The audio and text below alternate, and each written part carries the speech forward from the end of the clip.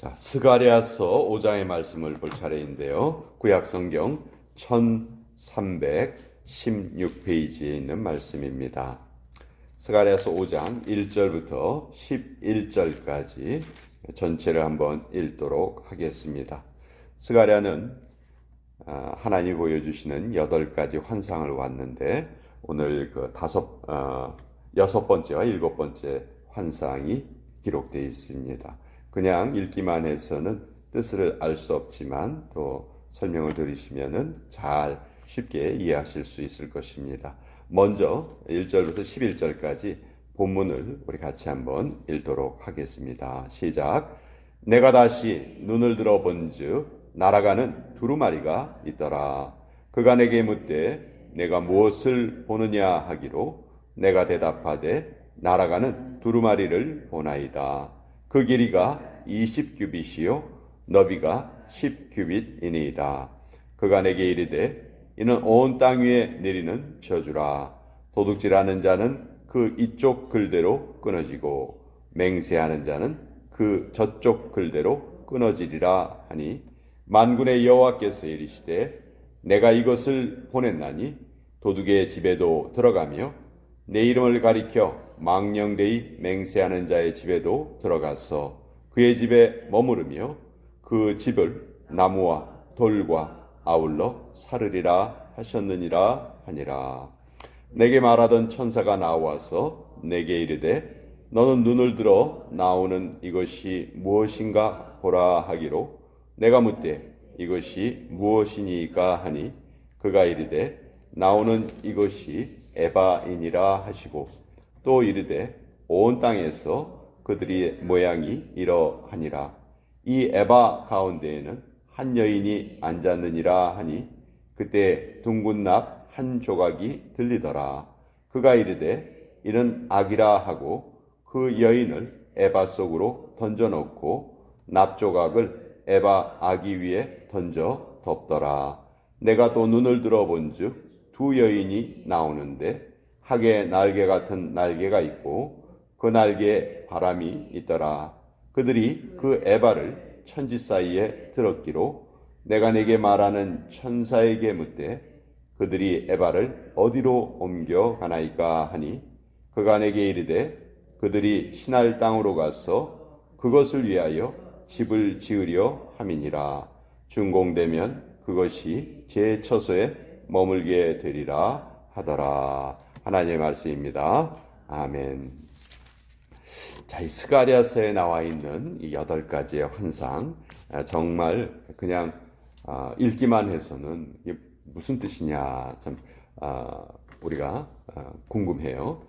다행히 이제 스가랴는 천사가 환상을 보여주실 때마다 이것이 무엇입니까? 이렇게 물어봐요. 그리고 천사가 거기에 대한 이제 대답을 해주죠.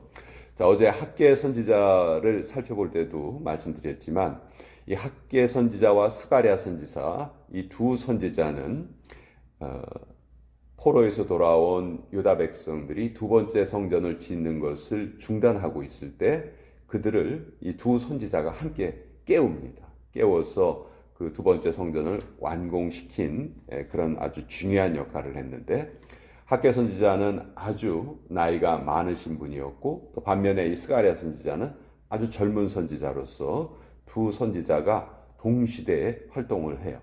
동시대에 활동을 하는데 학개서의 메시지는 아주 직선적입니다. 뭐 군더더기가 없어요.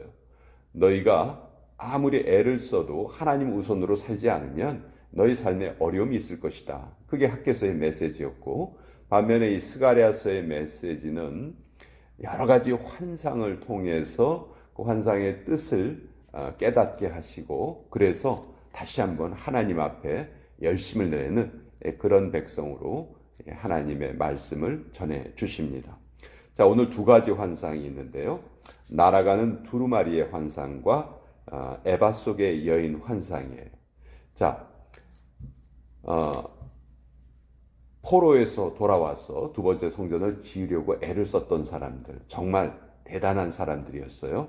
근데 그들이 어려움을 당하니까 점점 그들의 신앙의 모습이 약해지기 시작을 합니다. 그러다가 나중에는 아주 잘못된 행동을 하는 사람들도 나타나게 돼요. 우리 느헤미야서나 뭐 에스라서나 이런 데를 보면은 그 동족들 가운데 아주 고리대금업을 하는 사람들이 있었고요. 또 그들 가운데에서도 하나님이 이방인과의 통혼을 금지해라 했는데도 또 그것을 또 적극적으로 하는 사람들도 있었고, 또 느헤미야 시대에 그 느헤미야가 성벽을 쌓는데 아주 적극적으로 방해했던 사람들이 있었죠. 제가 산도깨비로 외우라고 말씀드렸는데 산발랏, 도비야, 게셈 사람들 이렇게 이런 사람들이 있었는데 그 당시에 대제사장이 이 산발랏과 사돈 사이가 됩니다. 그러니까 이런 일들을 보면은 아, 그 포로에서 돌아온 사람들의 그 믿음의 모습이 점점 변질되어 가고 그 중에서도 악의 모습이 드러나는 것을 보게 돼요.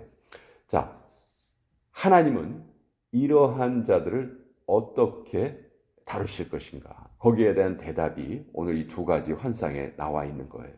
첫 번째 환상은 날아가는 두루마리죠. 자, 우리는 지금 말씀을 이렇게 책으로, 성경책이라고 부르죠. 이렇게 책으로 인쇄되어 있는 하나님의 말씀을 봐요.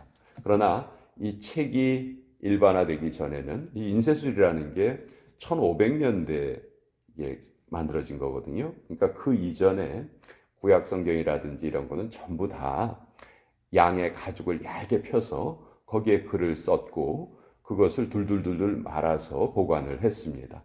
그래서 그것을 두루마리라고 부르죠. 그러니까 여기에 보면 날아가는 두루마리가 있다. 근데 그 두루마리가 길이가 20규빗이고 너비가 10규빗이에요. 자, 요건 뭘 뜻하냐 하면 솔로몬이 첫 번째 성전을 지을 때 성소 앞에 낭실을 만듭니다. 쉽게 말해서 베란다라고 생각하시면 돼요. 그 성소 앞에 그 베란다를 만들고 거기에 방을 만들었어요. 그 방은 왜 만들었냐 하면 거기에 하나님의 말씀의 두루마리를 그 안에 보관하기 위해서 그 낭실을 만들었거든요. 근데 그 낭실의 규격이 20규빗, 10규빗이에요. 근데 그 단위가 여기 그대로 나오죠. 그 길이가 20규빗이요, 너비가 10규빗이니라. 그러니까 요건 이 하늘을 날아가는 두루마리는 뭘 말씀하는 거냐면 하나님의 말씀이에요. 하나님의 말씀. 근데 이 하나님의 말씀이 어떤 역할을 하냐면 그 말씀을 지키지 않는 사람들에게 심판자의 역할을 하신다는 거예요. 3절에 그가 내게 이르되 이는 온 땅 위에 내리는 저주라. 도둑질하는 자는 그 이쪽 글대로 끊어지고 맹세하는 자는 그 저쪽 글대로 끊어지리라 하니. 하나님의 말씀이 안에 두루마리 안에 얼마나 많이 기록되어 있겠어요. 근데 그 말씀 안에는 다 우리의 삶이 올바로 살아야 한다. 그것을 말씀하는 건데 도둑질을 하거나 또 거짓 맹세하고 이런 사람들은 다 하나님이 그 말씀대로 판단하시고 그 말씀이 기준이 되어서 하나님의 심판이 이루어진다. 그래서 4절에 만군의 여호와께서 이르시되 내가 이것을 보냈나니 도둑의 집에도 들어가며 내 이름을 가리켜 망령되이 맹세한 자의 집에도 들어가서 그의 집에 머무르며 그 집을 나무와 돌과 아울러 사르리라 하셨느니라 하니라.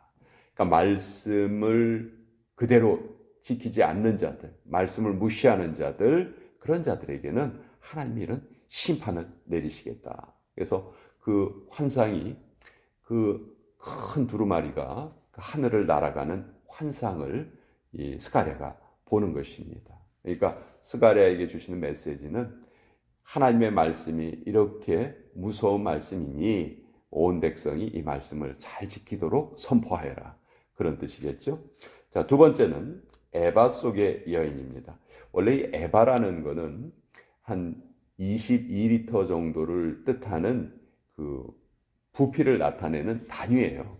유대인들이 쓰던 단위인데 여기에 에바는 그 정도 부피의 그릇을 의미합니다.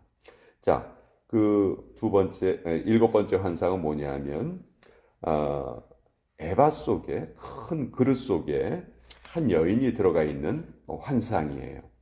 자, 7절에 보면 이 에바 가운데에는 한 여인이 앉았느니라 하니, 이렇게 돼 있죠. 자, 이 여인을 성경이 또 설명해 주고 있어요. 8절에 그가 이르되 이는 악이라 하고, 그 히브리어에서 그 악을 여성형 명사로 쓰고 있거든요. 그래서 여기에 그 여인은 악을 의미하는 거예요. 근데 이 악이 지금 큰 그릇 가운데 들어가 있어요. 그러니까 하나님이 큰 그릇 가운데 악을 상징하는, 악으로 상징되는 그런 것들을 거기다 집어넣고, 그 여인을 집어넣고, 이 그릇을 9절에 내가 또 눈을 들어 본즉 두 여인이 나오는데 학의 날개 같은 날개가 있고 그 날개에 바람이 있더라. 그들이 그 에바를 천지 사이에 들었기로. 자, 갑자기 두 여인이 이 그릇을 듭니다. 이 그릇을 들어서 스가랴가 물어봐요. 내가 천사에게 묻되 그들이 에바를 어디로 옮겨가나이까. 아니, 왜 천사가 이 그릇을 들죠? 이걸 어디로 가져가는 건가요? 그랬더니 천사가 나에게 말하기를 그가 내게 이르되 그들이 신할 땅으로 가서 그것을 위하여 집을 지으려 함이니라. 준공되면 그것이 제 처소에 머물게 되리라 하더라. 여기 이제 신할 땅이라는 표현이 나오죠. 여러분, 성경에 똑같은 지역을 의미하는 세 단어가 있어요. 동일어예요. 그게 갈대아, 바벨론, 신할 땅. 요 세 개가 같은 곳을 의미해요. 그 바벨탑을 쌓을 때 신할 평지에 쌓았잖아요.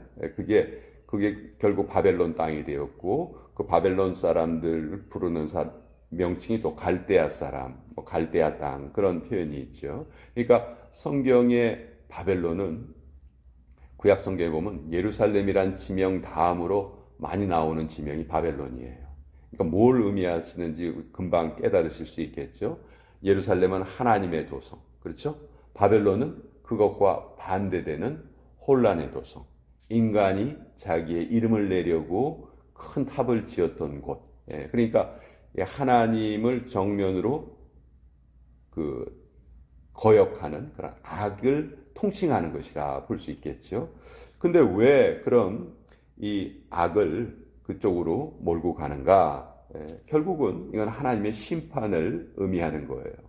이 두 날개는 사실 이 스가랴가 예언으로 이렇게 한 건데, 학자들은 이건 아마 헬라 사상과 로마 사상일 것이다. 헬라와 로마가 이제 이 스가랴가 이 말씀을 선포하고 그 이후에 전 세계를 지배하면서 잘못된 길로 이끌어 가는데, 이제 거기에 대해서 하나님이 앞으로 펼쳐질 역사를 알려주면서 결국 그곳이 하나님의 심판을 받는 곳이 될 것이다. 즉, 인간이 자기의 뜻대로 무언가를 이루려고 애쓰는 그런 노력은 아무런 소용이 없는 것이다. 그것이 결국 하나님의 심판을 받을 뿐이지 다른 어떤 결과를 만들지 못한다. 그래서 성경이 아주 기본적인 사상을 이렇게 설명해 주시는 내용이에요.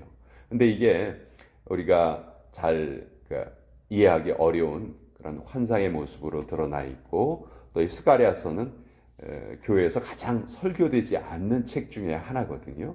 아마 여러분들도 스가랴서의 메시지를 설교 시간에 들어본 적은 별로 없으실 거예요. 그러니까 좀 해석하기 어려운 그런 환상들이 많이 나와 있고 해서 우리가 좀 어려워하는데, 뜻을 알고 읽으면 아주 명확합니다.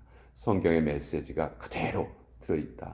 결국 하나님이 이런 말씀을 통해서 지금 주저앉아 있는 이스라엘 백성들을 깨우신 거예요. 우리가 지금 이렇게 성전 건축을 중단하고 이렇게 낙심하고 있는 이것이 잘못이구나. 하나님이 이것을 원하지 않으시는구나 하는 것을 이런 환상을 통해서 깨워준 그런 선지자가 바로 이 스가랴 선지자였다. 오늘 이 말씀을 또 같이 나누어 보았습니다.